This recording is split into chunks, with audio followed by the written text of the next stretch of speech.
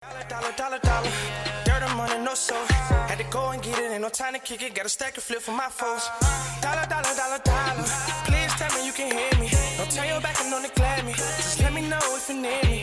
Dollar. Let me watch out for my partners. Keep my money long, get my team strong. Let me run away from my problems. Yup, what's good, original crew, man? We're back. Yeah, boy. Got new Mr. Ballen. Well, not new, but new for us. We got top 3 claustrophobic horror stories, part 2. No, we have not did this one before, so do not go ahead, go in the comments and say that. Please refrain from that. This is very irritating, and we'll just start handling business. But are you okay with doing this one? Yeah. You're a very claustrophobic person. I'm not. See, we would come back from Nashville, and I had roll in between two. You said, but I'm not though. It's just I don't like 18-wheelers because they run us off the road plenty of times. I just don't like them, and being between two of them, yeah, gives me. But I'm not claustrophobic though. It's just 18-wheelers. You don't be feeling claustrophobic sometimes going into a packed building? No. You never went in and said, like being around. You said, "Ooh, my anxiety." I just that's not because that's a little bit of claustrophobia. No. So you won't have a problem with any claustrophobia? No. All right. What about you? No. No, I'm not. I don't have. I just don't like certain things, and it just so happened to. No. No. So if you had the only way you could get a pass if you had an 18-wheeler behind you in the middle, but it's an 18-wheeler on this side and an 18-wheeler on this side, and an 18-wheeler behind you, trailing on you. I'm gonna go in between. I'm not. I just don't. But you want to panic a little bit. You want to. Let me hurry up. Get on. But you want to test up at all? Yeah, because they be all over the road. It has nothing to do with that though. It's just because I don't like 18-wheelers. All right, with that being said, make sure y'all check out the links in the description box. Down below. You already know where to go, man. You want the first part, you got to do it. Check out down below. Also, if you enjoyed today's video, like it or the thumbs up. Oh, I highly appreciate it. All right, I'm just checking in, making sure, I ain't want to dive into something, You wouldn't have mattered. You never don't know. care that much. We got others we can do. So I'm just checking. All right, let's get into it. Check it out. Let's see what's about. You ready? All right. All right, let's go, man. Today, we're going to find out if you're claustrophobic. But before we get into today's stories, if you're a fan of the strange, dark, and mysterious delivered in story format, then you've come to the right channel because that's all we do, and we upload 3, 4, even 5 times every week. So if that's of interest to you, please ask the like button to deepen the defensive trench around OP Rock, and tell them in exchange they can take home any of the artifacts they pull out of the ground. Also, please subscribe to our channel and turn on all notifications so you don't miss any of our weekly uploads. All right, let's get into today's stories.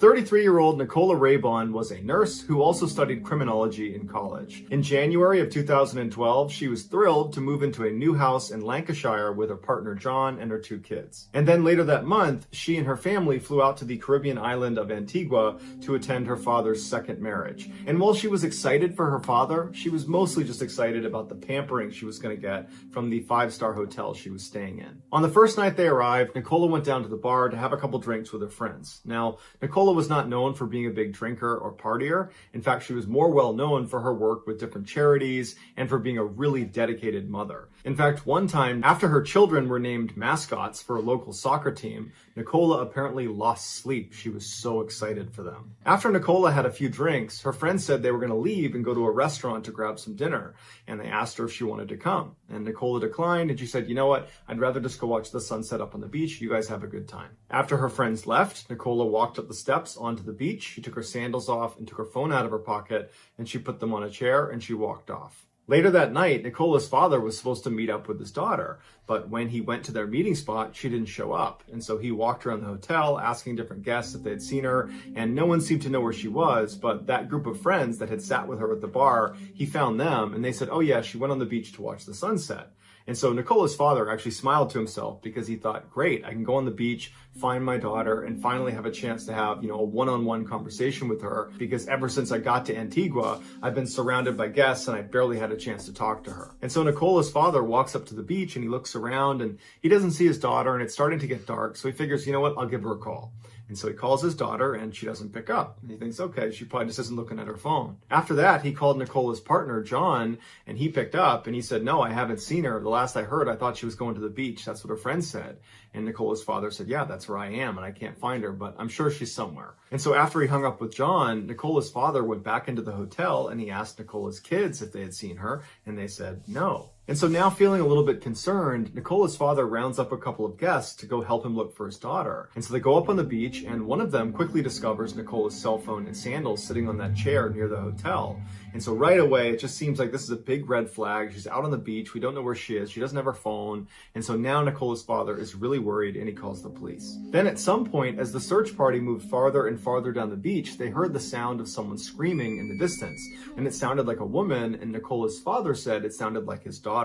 And so they all start running in the direction of the screaming, but it's so far away and it's so dark that they can't make out who it is or even where they are. And after they ran down the beach a ways, the screaming just stopped. And so they really couldn't figure out who it was. And so everyone's just stumped and overwhelmed by the situation. And for the rest of the night, they just continued to look around the beach, and they never found the screaming woman, and they never found Nicola. The next morning, when the police were still on the beach looking for Nicola and now looking in the hotel as well, the tide went out, and that's when they discovered Nicola. After she left the bar, Nicola did go up onto the beach to watch the sunset, and she did it by going down to the water and just walking along the water's edge.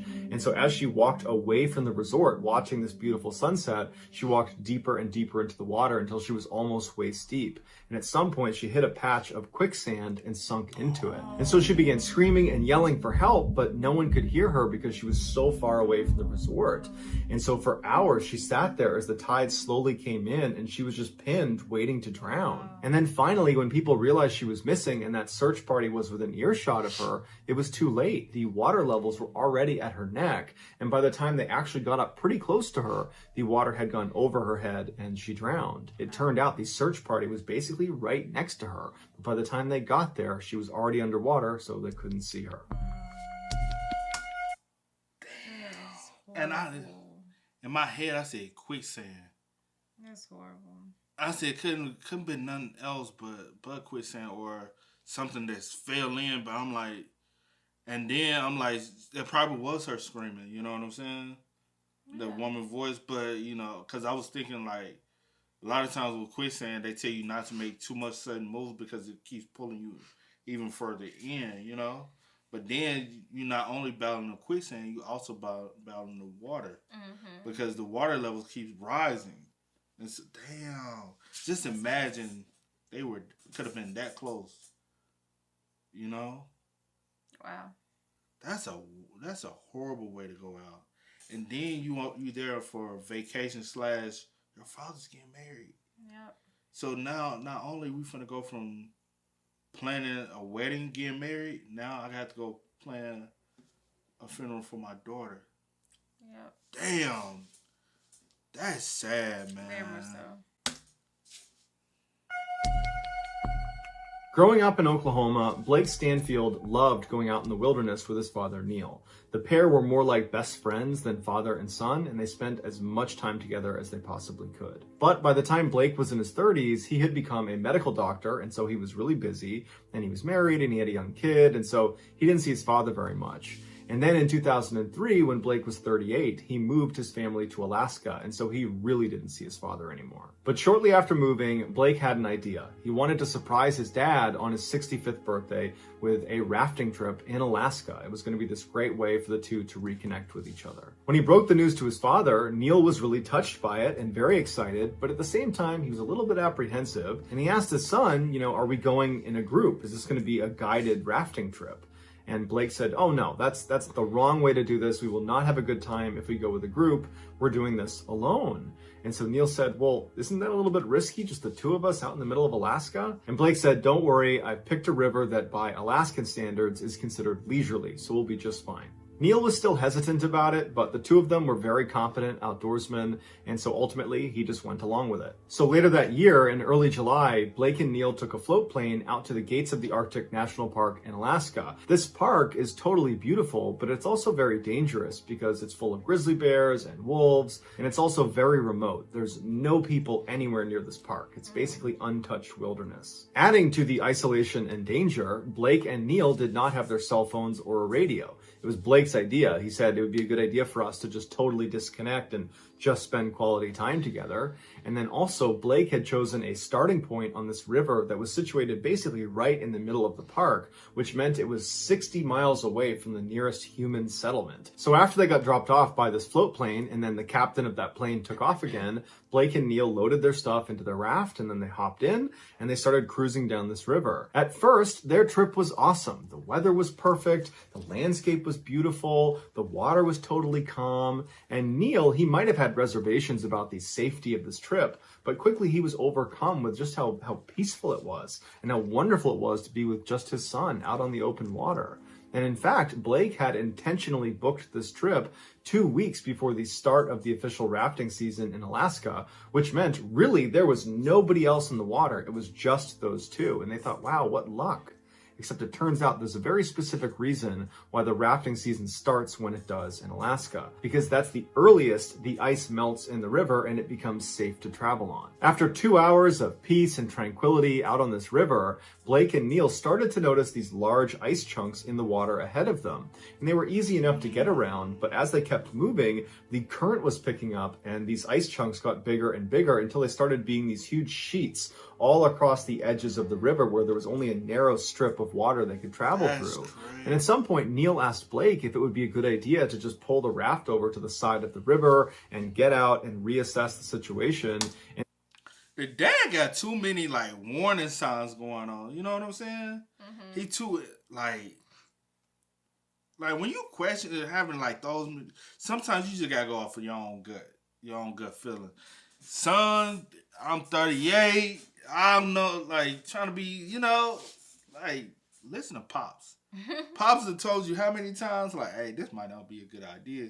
He told you before y'all even get out there. Then when you get out there, he tells you again. Yeah. Then, you know what I'm saying? He kind of like, hey, we going this far out, ain't nobody else around us. He like, hey, you sure this is a good idea? Like, he constantly keep questioning you for a reason. And then I'm just like, honey, even if I want to disconnect from like just everything else, I'm still taking my phone. Like I don't have to be on it, or it doesn't have to be, but I'm just going to take it because you just never know. And I think if I have to call for, And I think the reason why a lot of people are afraid nowadays, because this is way, way long ago, but nowadays to disconnect from the world, they think they're going to miss something. Yeah. You know what I'm saying? I don't care about all that. I'm just going to take it. Like, hey, it's just us, no phones. Bring your phone, but no phones. We're not going to be on our phone. Like, you should be able to not be on your phone. But also, I think some people feel as though, like, you can get distracted or somebody can call and they throw the whole momentum off. You know what I'm saying? Or you can be having your phone and be wanting to go through it and all that. And they're like, hey, it's a distraction. Like, I feel But that's crazy, though. Just pull the raft over to the side of the river and get out and reassess the situation and see if we've reached an anomaly in the river where just this section is frozen, or if this is going to continue for a lot farther, and if so, we need to make alternative plans here. But Blake was not having it. He was stubborn, he wanted to keep going, and he was convinced he could maneuver the boat around the ice. And he said, let's just keep going a little bit farther. And so when they went a little bit farther, they reached a point where the current was so strong that they could no longer get out of the river. They had to ride it like a rapid until it stopped. And so as the father and son are fighting with each other about not having gotten out of the river while they still had a chance, they were not paying attention to what was in front of them. And they came around a corner and there was this huge ice shelf that was right across the whole river that basically blocked the whole path.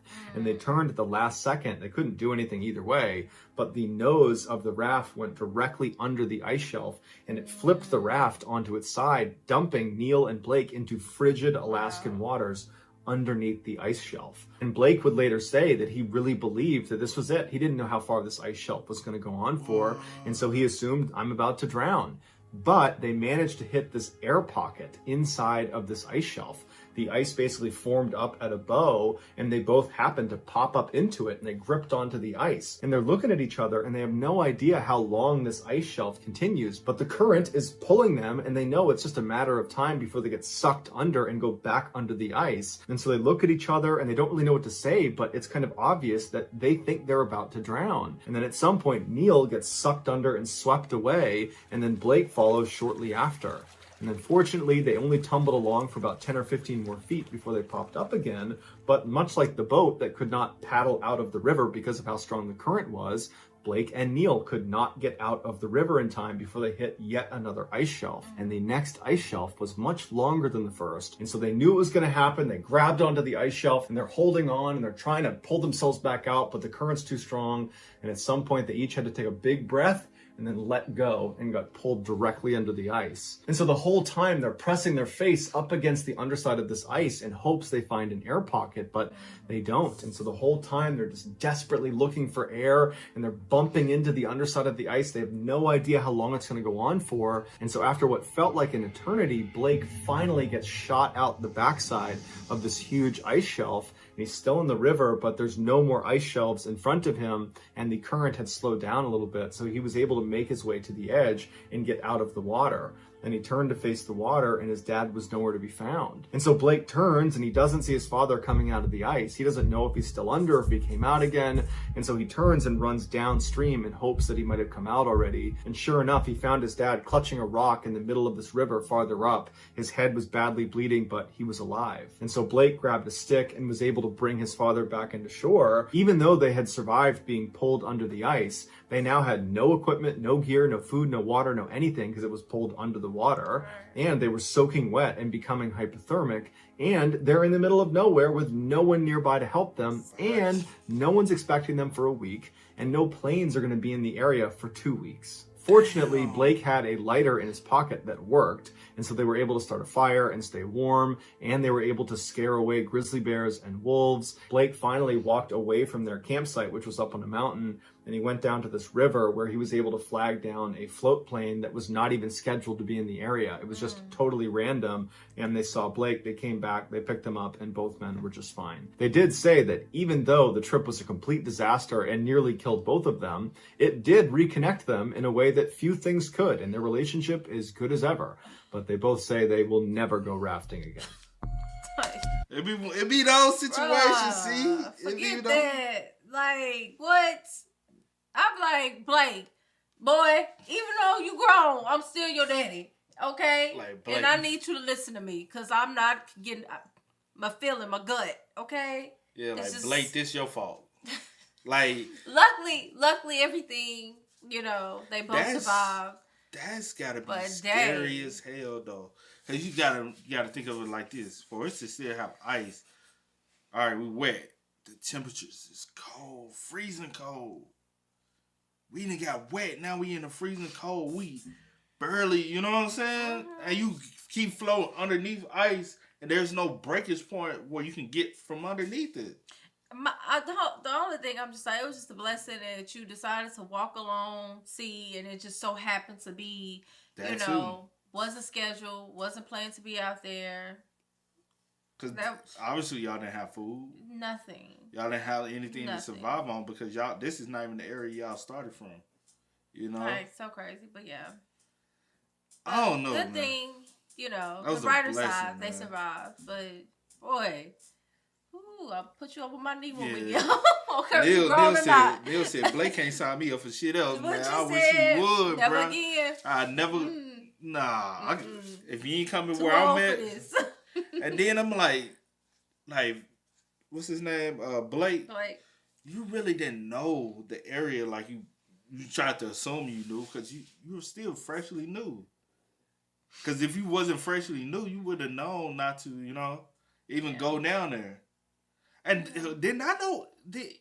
None of the locals warned y'all about like, hey, Or even the people that's driving the plane that dropped y'all off say, hey, you know what I'm saying? Hey, y'all don't prepare. Obviously, y'all know what y'all do. I don't know. People don't But, be prepared. Yeah, people don't. But the brighter side, like I said, they both survived and were, able to be rescued. But that's because you. But that's definitely scary. You never been in water like that, have you? Besides the swimming pool. Mm-hmm. Have you ever been in any other body of water? A lake. Just a lake. What lake you going? Because tell me about this story. Like when I used to go fishing with my cousins. But other than that. So I've been on ski too. I did ski too. I did rafting before. And I've been it's so messed up. I've been pushed under a raft before. Because another person panicking. And I'm like, bruh, I don't swim. Yeah. I don't swim. Lucky I had a life jacket on. Yeah. And I got pushed up under there. And from here on out, I know don't do certain things with certain people because they will F you up. Yeah. You know what I'm saying? Because of my sister. We went whitewater rafting. The woman said, hey, if you want to, you can get up. Like, it wasn't nobody but one person on the boat who could swim. I'm like, all right. He hopped out swimming like he Michael, the black Michael Phelps. Just, I said, bro, what the hell? And so I'm like, all right, all y'all being boring, so I'm finna jump in that mud too, knowing I can't swim. So it's not them being boring. They just, bro, we in the front getting hit with all the water. They ain't want to get in the front, so I was like, all right, ain't nobody want to get in the front, so we the two that got in the front. And we had the best fun out of everybody because you getting hit with all the waves and stuff. But they, woo, the water, woo. I'm like, bruh. But long story short, then my sister want to hop in. And then as soon as she get in the water, she says, oh, I can't swim. Shorty, you knew you couldn't swim from the jump. Why the fuck you get in then? I'm like, and so she grabbed me and you know how somebody grab you in the water and they trying to grab you to pull themselves up? She grabbed me, pulled me up, and then pulled the boat. And the raft went under and I'm underneath the raft like I can't swim. And I'm up under that joint. I'm like, bruh, you like that's funny. If you know you can't it's not swim, funny, but it's funny. Don't try to do the water stuff. Because if you panic, you can mess it up for the next person. Right. I've been in 2 situations in the water. I can't swim. Well, you shouldn't have been on there. But I also was with another person who can't swim. Because even when I went ski tubing, we had a big tube where everybody, you want to do stuff you ain't got no business doing. And then Big Bryce, he owed them. Me and him on the tube together, and his had a panic attack. I said, bro, why I always get pushed with the people that really can't swim? Well, what about stop doing stuff and nobody don't know how to do it? Well, can't swim, can't do nothing. I had a life jacket on. I know. I like, all right, as long as the life jacket let me float a little bit, I'm a little straight. If I can do a little something, we gonna work out. We gonna work it out together. I got this man panicking, and flipped the whole tube on top of. I said, man, bro, screaming so bad, snot water coming down the nose. I said, man, get your ass up to get on that damn boat. Don't ever get in this water ever again. Got me out here now. I gotta get on the tube by myself. I said, man, I'm holding on to dear life. I'm on that trip. Woo, bro. But like, that's what I've been there. Mm-hmm. You learn not like the best thing to do in a situation like this is not panic. Yeah. Panic only makes it worse, and that's really where they were able to escape. It sound like because they didn't go into panic mode. Yeah. They went into more survive, just survive. But hey, man, it's crazy. On July 10th, 1941, a brand new British submarine was commissioned called HMS Umpire. 9 days later, on July 19th, the submarine and her crew were told to meet up with a convoy moving north along the Medway River in England and make their way to Scotland. So Umpire joined up with the convoy, but then they started having engine problems that night, and they began drifting back behind the convoy until they were basically not in the convoy anymore at all. During this time, the commander of the submarine was up in the bridge, which is the area that controls the submarine when it's above surface, just above the wing. The captain of the Umpire was concerned this convoy would not see them when they came through because they were a submarine, so they're sitting low in the water and they're already all dark. They have no lights on the outside on purpose because this was during World War II and they didn't want German ships or planes to spot them. And because of their engine problems, they had drifted away from their convoy, which would have been protection. So the captain decides to deviate from their course to get the submarine clearly out of the way of this convoy. And so when he started turning the submarine, the steering broke,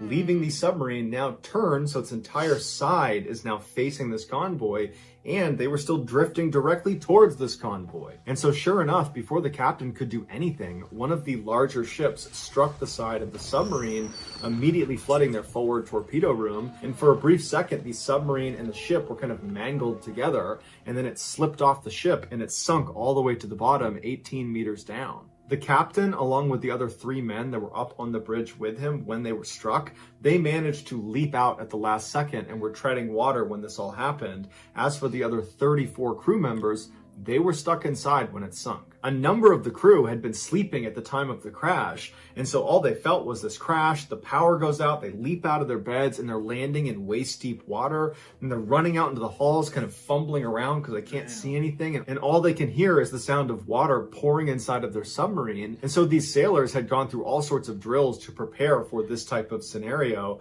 where, power's out and you're sinking, and so they know by touch how to get to the one area that has an escape hatch, which is the engine room. And after 20 of them got inside the engine room, the water levels in the hallway were getting so high that it was spilling into that room, and it was getting to the point where if they didn't seal the door, they were going to flood this one room that was their only chance of survival. And so they had to make the heartbreaking decision to lock and seal that door, meaning the 14 other sailors on the other side, if they hadn't already died, were now condemned.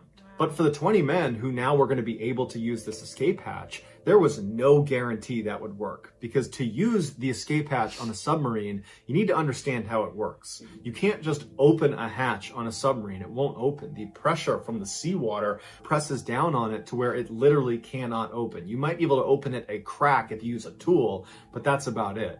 In order to open the escape hatch, you need to use something called a lockout chamber. And so a lockout chamber is like this really tight claustrophobia-inducing thing that looks an awful lot like a gas chamber, where you step through one hatch and you shut it and you seal it so it's watertight, and then above you is your escape hatch. But you can't open it until the pressure inside of the chamber has been equalized. And the way they do that is they flood the inside of the chamber the escapee is in. And so you're standing inside of this tight space, totally sealed in, and there's a control panel inside the chamber itself and also inside the sub, if you're lucky enough to have someone do that for you. You turn on the chamber, at which point water is dumped inside of this tight space you're in until it's completely full and you're holding your breath, at which point you've now equalized. The pressure inside the chamber is equal to that outside, and you can actually open the hatch. So the person inside on a breath hold undoes the hatch, opens it up, and then hopefully your swim isn't too far because you're already on a breath hold, and you swim to the surface. And during World War II, submariners were outfitted with a special piece of equipment if they ever needed to leave via the escape hatch,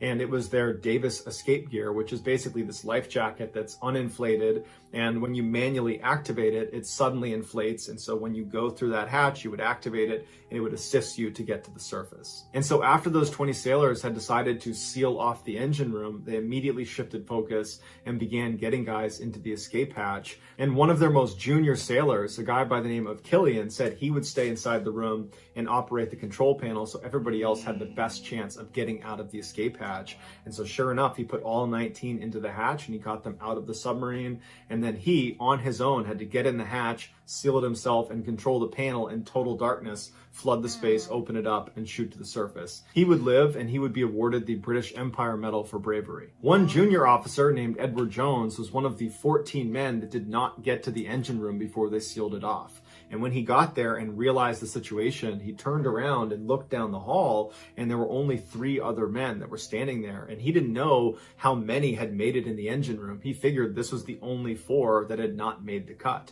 But in fact, there was actually 10 other people that were just stuck in various places inside of the submarine. But Jones decided he only had these guys in front of him, and so he said, "Hey, come with me, I have an idea." As Jones led them down this hallway, the water levels had risen up to their necks, and all these circuits on the walls were starting to spark all around them.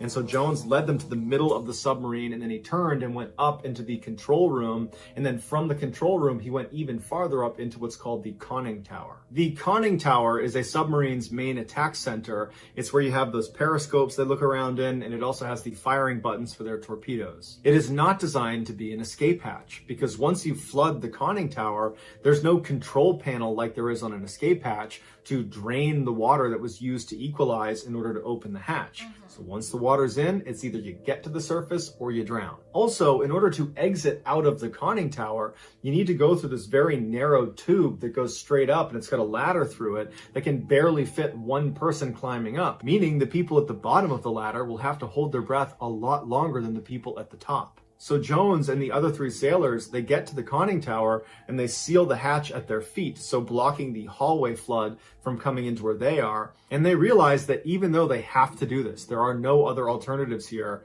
that realistically 1 or 2 or more are going to die in the process of just trying to get out of the submarine. But it was all they could do, so they made peace with their decision. They climbed up and they opened the hatch just enough to let water come in, but quite a bit started coming in.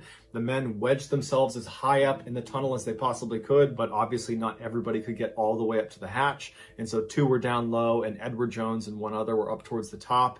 And Jones would say that at first they were talking and praying, and then when they started feeling the water get closer and closer to their heads, they went silent. And then Jones remembers keeping his hand on the 1 man that was below him, and when his hand was wet, he knew the 2 men below him were completely submerged.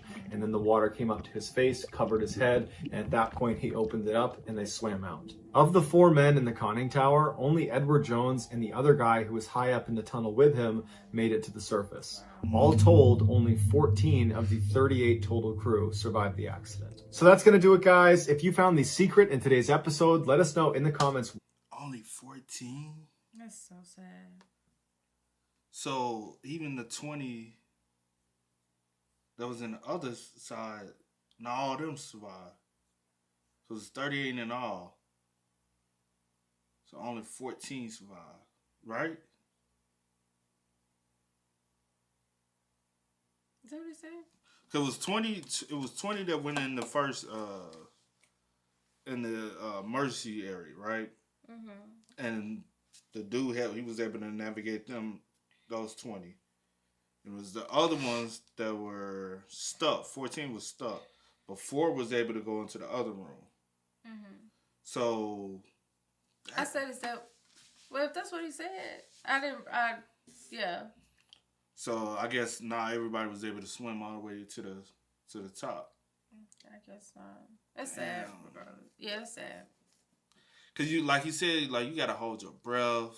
You gotta do this, and they, like he did say, it was kind of like a failed mission even for the 2 at the bottom, because now they gotta automatically start holding their breath longer and wait till it fills all the way up for even y'all to try to escape. Yeah. So we holding our breath longer. Then by the time we open it, we also gotta continue. That's a long breath hold. Yeah. Damn.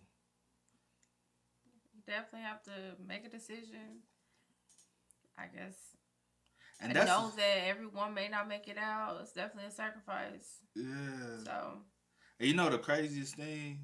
That's the one branch of the military that I only, like when I was thinking about going to the military, I was like, I was keying in focused. I said, man, I'm going to the Navy. Knowing my ass can't swim one bit, bruh. Like, I can't swim I know a lot of people who went, well, not a lot, but I know a good handful of people who went to that.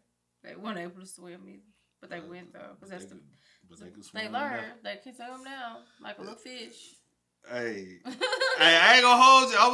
I said, man, I had started building no courage. I said, yeah, I'm gonna just have to learn. Mm-hmm. And I said that's a bad way to learn, but I said, hey, I ain't never had nobody teach me how to swim. So you know what I'm saying. I was like, hey, I was willing to you would have learned. They was gonna make sure. But that was the only branch of the military I literally was like, all right, yeah, I'm going to the Navy, man. Mm-hmm. Like, yeah, I'm gonna do that. I'm gonna do that, Navy boys. Man, I don't know what the hell I was thinking though. That's crazy. Is that not crazy? No, that's not crazy. But it's crazy. But the crazy thing is, each case in in this series. Yeah. All has something to do with water. The beach. Yeah. She, you know what I'm saying, with the water. Yeah. Water, like you fighting the water and quicksand. And the quicksand. Quicksand, yeah. Quicksand already holds you, Yeah. holding you. And don't they say with quicksand it's like pressure on you too? Maybe so. I think so. It's just, and with her situation, it's just even more sad because, like, they could hear you. 9 times out of 10, we know that was her, like, screaming. So, it's just like, where's it coming from? And then, after a while, you can hear them, and after a while, it's getting muffled, and then you hear it, you don't hear it anymore. And it's like the entire time, like, we're right here. Here. You know what I'm saying? Right beside you, not knowing that you're deaf, like, you're on your last breath. Yeah. You know what I'm saying? And then the second one, Pops. Hey, Blake, you gotta listen to Pops, man. Pops was like, he was right on from the jump.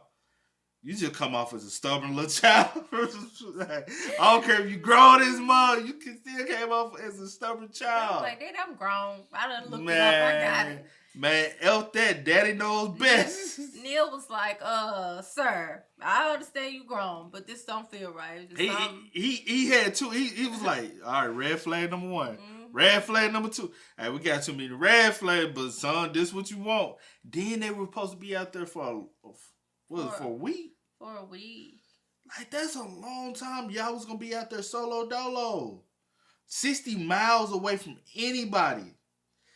That in itself is, man, stop it. Baby, after I lost my food, after I made it out the water, and I was like, ooh, we ain't got no food, baby. That alone would have took me out, because I can't go that long without, I know I can go long, without eating, but I just, man, not knowing when my next meal goes.